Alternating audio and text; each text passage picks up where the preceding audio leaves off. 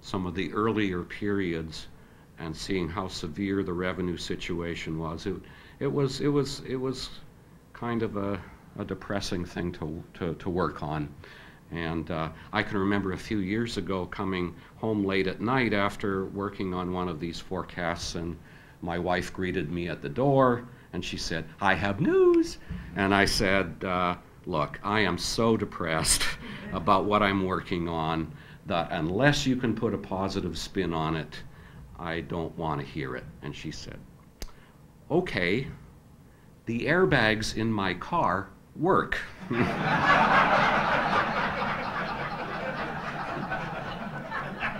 I always try to tell a joke before I turn to revenues.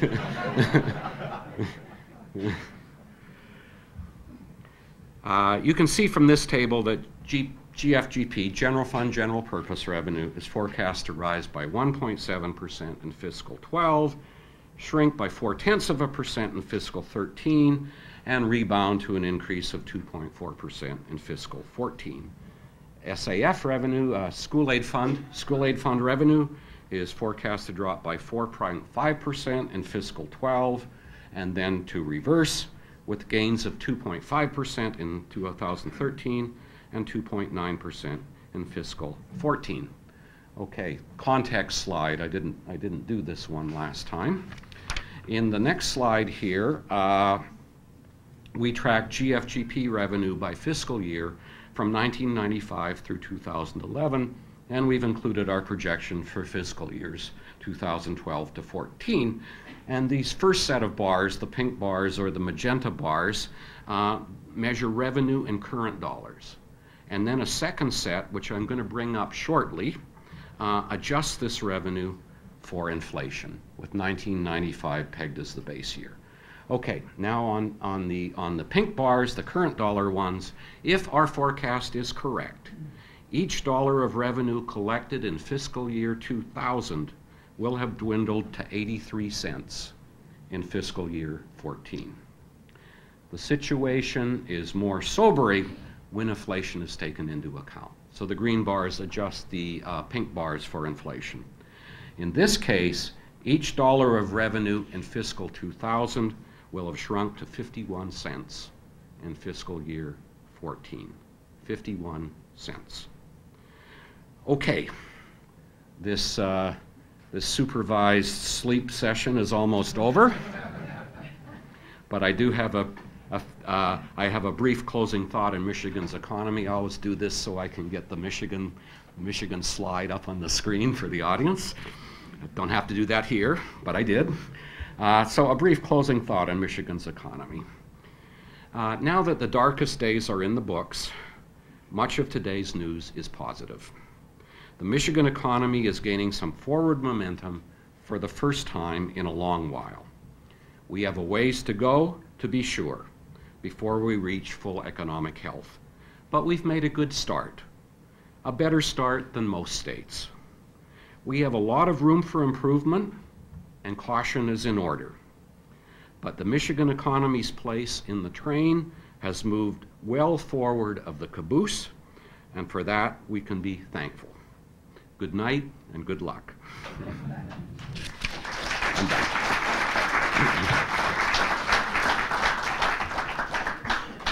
2 minutes early.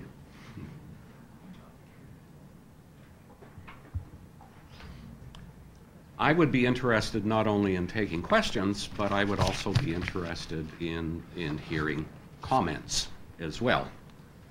So let's start, and let's start with you.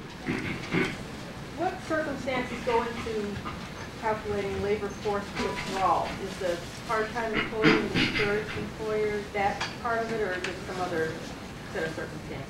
In the official statistics, if you are not employed or you are not actively seeking employment, and you were in one of those conditions before, then you are officially withdrawn from the labor force. And those, in the official statistics, many of those people would be discouraged workers. They just give up, but they take a job if they could get one. There are also people that leave voluntarily. Maybe they want to go back to school. Maybe they want to retire. Maybe they want to just work in the home. But of course, much of it is discouragement. And I'm not particularly fond of the unemployment rate as a great measure of our labor force, or our workforce, our economy, our labor market, because you see in a month they announce the unemployment rate's down, it's down another 0.4%, and everyone celebrates, and then you see that job growth is down too. It's just that lots of people left. So I much prefer tracking the economy by looking at the job growth. But what it does tell us is there's a lot of people out there that would like to participate and are not participating. Yes, sir. Life is full of surprises. And yes. Next question. So, what do you think are some of the more probable surprises, both positive and negative, that might throw these numbers one direction or another? Yeah, that's a good question. The big one on the radar screen in the short term is Europe. If Europe just simply goes into recession, that in itself is not necessarily going to hurt this country terribly, because we don't export a lot to them. On the other hand, if the financial crisis accelerates there, financial crises propagate very quickly into other regions. And we've all lived it. We know what financial crises look like.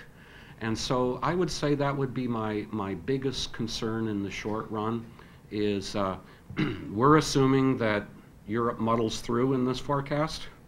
But if it falls apart, then we're vulnerable. So I would say that. I would say what's not a surprise in the longer term.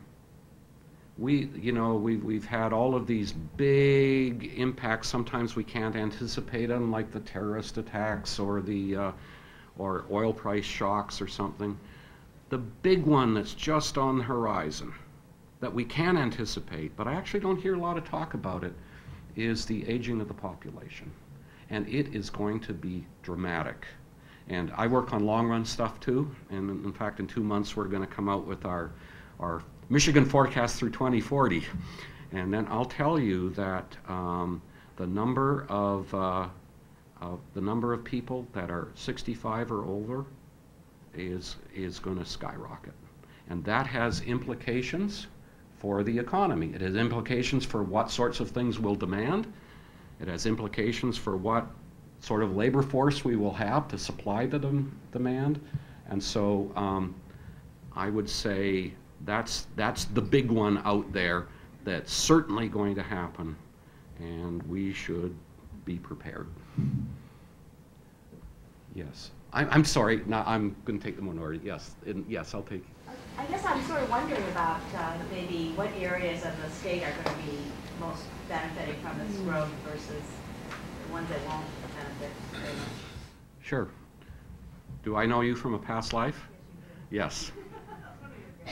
Yes, no, I recognize you, Huda. I recognize you and I remember you, and I'm surprised after having a whole semester of this sort of stuff, you actually showed up today and asked for more. I still have my simulation project. Yes, yes, Huda. She was in my forecasting class, and we each of the students had to do a forecast of a certain sector.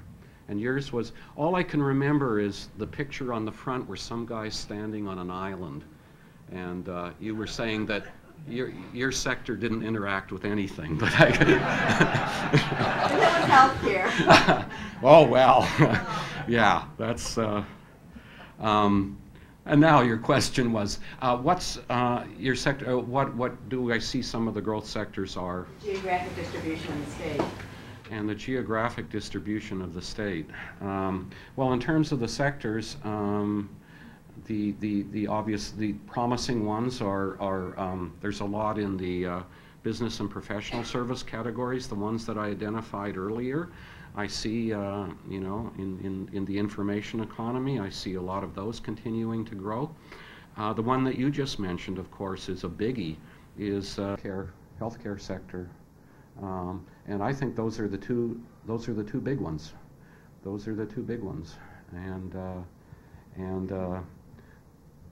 regionally, it's going to be, you know, it's going to be where the growth areas are concentrated. I mean, where the industries are. I think some of the areas that maybe are considered our star performers are going to continue to be Washtenaw County, where I come from, Oakland County. Some of the other things, I think a big untapped potential here is tourism. I don't have the slide here. I wish I did, but I saw a survey of seven things that retirees and tourists want, and frankly, we have most of them. We don't have warm weather.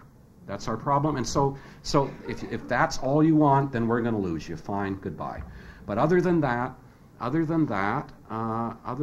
we can accommodate these other things. So I think the Traverse City area will continue, and up there will continue to do well. Some of the western parts of the state as well. Okay, now let's see in order. Yes, you in the black. Oh, is it dark green? It's almost white. How long is it going to take us to get back the number of jobs that we had at the 2000? Yeah, that's a good question. At one point, before we really tanked in 2009, I actually thought it would be in the 2020s. I can't remember the exact year, but we answer your question in our long-run forecast, and this is the first time I've said this publicly, but I think it was somewhere in the 2030s, that long. Now, but still, that's a benchmark, but it doesn't have to be. You know what I'm saying?